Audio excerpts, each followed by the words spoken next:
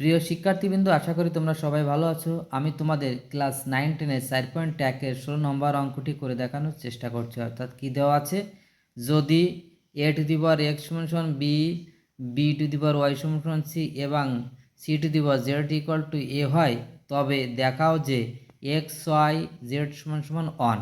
অত্যন্ত একটি সুন্দর ও চমৎকার অঙ্ক এবং খুব কম সময়ে এর সমাধান করে দেখানো সম্ভব।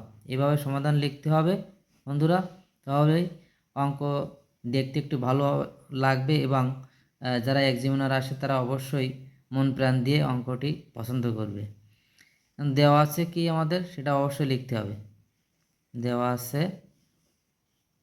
আছে কি সেটা আমরা অবশ্যই লিখব। সেটা কি লিখব, a two the power x সমান b, আর কি, আর b two the power y সমান c, এবং এই যে c two the power z equal to a, এটা আমাদের দেওয়া আছে।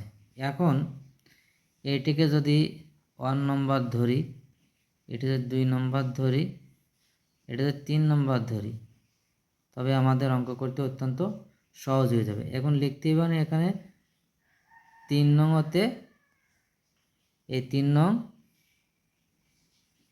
হতে পাই, আর কিছুই না। 3 নম্বর কি, c two the power z equal to a, ঠিক আছে। এখন বা এই সির মানটা কত আমরা সবসময় বসাবো, এই যে 2 নম্বর, এটা নিলাম, এরপরে নেবো এইটা। সির মানে হচ্ছে b two the power y, তার হোল টু দি পাওয়ার এই যে z, এই z ইকুয়াল টু এ সাইডে তো এ আছে, বা এইবার বির মান কত, এ টু দি পাওয়ার এক্স, বির মান এ টু দি পাওয়ার এক্স, তার হোল টু দিয়ে দুটো গুণ হয়ে গেল Y Z.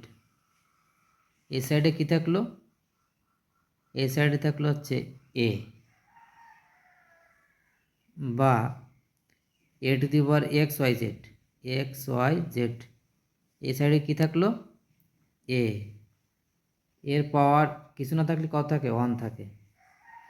A to the power x Y Z equal to, এখানে লেখা যায় এ টু দি পাওয়ার 1, কিছু না থাকলে 1 লেখা যায়। অতএব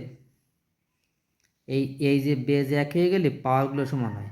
দুটো ইকুয়েশনের যদি এই যে বেসিক যেটা বেজ, এটাকে বলে বেজ, এই বেজ যদি এক হয়ে যায় পাওয়ারগুলো এক হয়ে যায়। অতএব X Y Z equal to 1।